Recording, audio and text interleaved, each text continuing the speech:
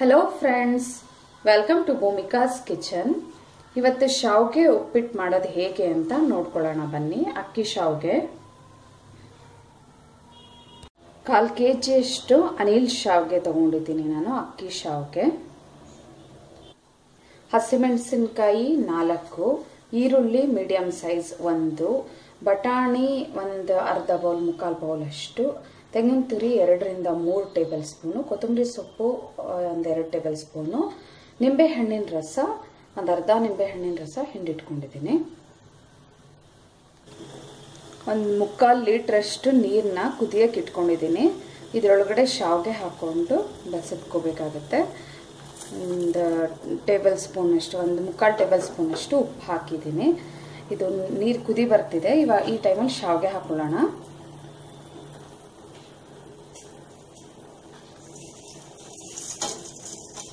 ನೋಡಿ, ಕುದಿ ಬರಬೇಕು. ಕುದಿ ಬಂದ ಮೇಲೆ ಶಾವ್ಗೆ ಹಾಕಬೇಕು, ಇಲ್ಲಾಂದ್ರೆ ಚೆನ್ನಾಗಿ ಬೇಯಲ್ಲ ಶಾವ್ಗೆ.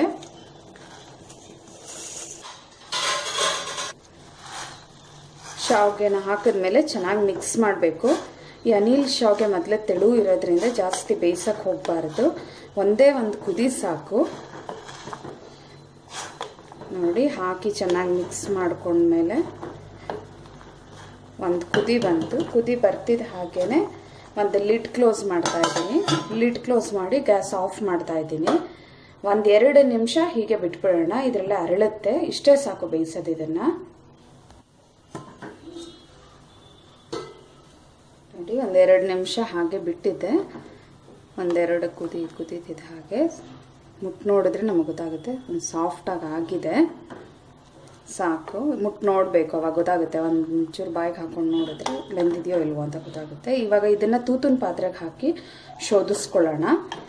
ಈ ಥರ ನೋಡಿ, ಈ ಥರ ತೂತಿನ ಪಾತ್ರೆಗೆ ಹಾಕಿ ಶೋಧಿಸ್ಕೊಳ್ತೀನಿ.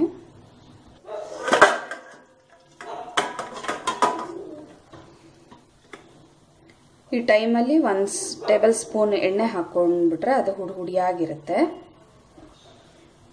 ನೋಡಿ, ಎಣ್ಣೆ ಹಾಕೊಂಡು ಎಲ್ಲ ಮಿಕ್ಸ್ ಮಾಡ್ಬಿಡೋಣ, ಅವಾಗ ಹುಡಿಯಾಗಿ ಬರುತ್ತೆ. ನೆಕ್ಸ್ಟ್ ಇವಾಗ ಒಗ್ಗರಣೆ ಹಾಕೊಳ್ಳೋಣ. ಇದಕ್ಕೆ ನೋಡಿ, ಒಂದು ಪಾತ್ರೆ ಇಟ್ಕೊಂಡು ನಾನು 4 ರಿಂದ 5 ಟೇಬಲ್ ಸ್ಪೂನ್ ಎಣ್ಣೆ ಹಾಕೊಂಡಿದ್ದೀನಿ. ಸಾಸಿವೆ ಸ್ವಲ್ಪ ಎಣ್ಣೆ ಕಾಯ್ತಿದ್ದ ಹಾಗೇನೆ, ಕಡಲೆಬೇಳೆ, ಉದ್ದಿನಬೇಳೆ, ಇದು ಸ್ವಲ್ಪ ರೋಸ್ಟ್ ಆಗ್ತಿದ್ದ ಹಾಗೇನೆ ಇದಕ್ಕೆ ಹಸಿಮೆಣಸಿನಕಾಯಿ ಹಾಕೊಳ್ಳೋಣ.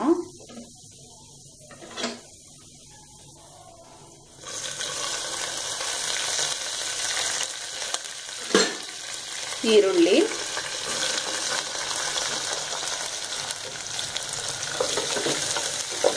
ಒಂದು ಸ್ವಲ್ಪ ಬಾಡಿಸ್ಕೊಂಡು ಈ ಟೈಮಲ್ಲೇ ಬಟಾಣಿ ಹಾಕೋಣ. ಯಾಕೆಂದರೆ ಬಟಾಣಿ ಸ್ವಲ್ಪ ಬೇಯಬೇಕು, ಅದಕ್ಕೆ ಈ ಈರುಳ್ಳಿ ಜೊತೆನೇ ಹಾಕೊಳ್ತಾ ಇದ್ದೀನಿ ನಾನು ಇದನ್ನು. ಬಟಾಣಿ ಇಲ್ಲದೆ ಇದ್ದ ಪಕ್ಷದಲ್ಲಿ ಕಡಲೆಕಾಯಿ ಬೀಜ ಫಸ್ಟೇ ರೋಸ್ಟ್ ಮಾಡಿಬಿಟ್ಟು ಹಾಕೋಬೋದು. ಸ್ವಲ್ಪ ಬಟಾಣಿ ಬೇಯೋವರೆಗೂ ಚೆನ್ನಾಗಿ ಫ್ರೈ ಮಾಡ್ಕೊಳ್ಳೋಣ. 1-2 ನಿಮಿಷ ಬಟಾಣಿ ಈರುಳ್ಳಿ ಎಲ್ಲನೂ ಬೇಯಿಸ್ಕೊಂಡಿದ್ದೀನಿ. ರುಚಿಗೆ ತಕ್ಕಷ್ಟು ಉಪ್ಪು, ಸ್ವಲ್ಪ ಒಗ್ಗರಣೆಗೆ ಮೊದಲೇ ಶಾವ್ಗೆ ಬೇಯಿಸೋದಕ್ಕೆ ಹಾಕಿರೋದ್ರಿಂದ ಇದಕ್ಕೆ ಸ್ವಲ್ಪ ಹಾಕೊಂಡ್ರೆ ಸಾಕು. 1/4 ಟೀ ಸ್ಪೂನ್ ಅಷ್ಟು ಅರಿಶಿನ,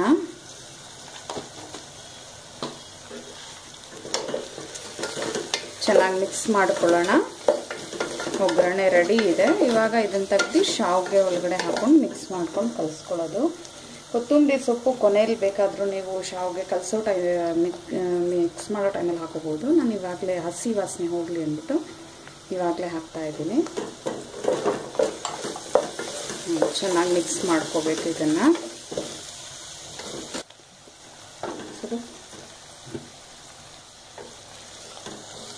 ಸ್ಟವ್ ಆಫ್ ಮಾಡ್ತಾ ಇದ್ದೀನಿ ನಾನು ಇವಾಗ. ನೋಡಿ, ಶಾವ್ಗೆ ತಣ್ಣಗಾಗಿದೆ, ಹುಡಿಯಾಗಾಗಿದೆ. ಇದ್ರ ಮೇಲೆ ನಾನು ಏನು ಒಗ್ಗರಣೆ ಮಾಡ್ಕೊಂಡಿದ್ದೆ ಅದನ್ನು ಹಾಕೊಂಡಿದ್ದೀನಿ. ತೆಂಗಿನ ತುರಿ ಕೊನೆಯಲ್ಲಿ ಆ್ಯಡ್ ಮಾಡಬೇಕು. ನಿಂಬೆ ಹಣ್ಣಿನ ರಸ ಕೂಡ ಸ್ವಲ್ಪ ಹಾಕೊಳ್ತಾ ಇದ್ದೀನಿ. ನೋಡ್ಬಿಟ್ಟು ಬೇಕಿದ್ರೆ ಇನ್ನೊಂದು ಸ್ವಲ್ಪ ಹಾಕೋಬೋದು. ಇವಾಗ ಇದನ್ನು ಚೆನ್ನಾಗಿ ಮಿಕ್ಸ್ ಮಾಡ್ಕೊಳ್ಳೋಣ. ಉಪ್ಪು ಒಗ್ಗರಣೆಗೆ ಜೊತೆಗೆ ಶಾವ್ಗೆ ಬೇಯೋದಕ್ಕೆ ಎರಡದಕ್ಕೂ ಹಾಕಿರೋದ್ರಿಂದ ಮೇಲ್ಗಡೆ ಎಷ್ಟು ಬೇಕಾಗುತ್ತೆ ಅಷ್ಟನ್ನ ನೋಡ್ಬಿಟ್ಟು ಹಾಕೊಳ್ಳೋಣ. ಚೆನ್ನಾಗಿ ಮಿಕ್ಸ್ ಮಾಡ್ಕೋಬೇಕು ಇವಾಗ ಇದನ್ನು.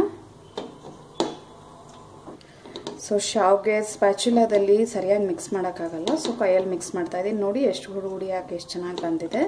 ಈ ಶಾವ್ಗೆನ ನೀವು ಬೇಯಿಸೋದ್ರಲ್ಲೇ ಇರೋದು, ಬೇಗ ತೆಗಿಬೇಕು, ಇಲ್ಲಾಂದರೆ ಇಷ್ಟು ಹುಡಿ ಬರಲ್ಲ, ಮುದ್ದೆ ಆಗೋಗ್ಬಿಡುತ್ತೆ.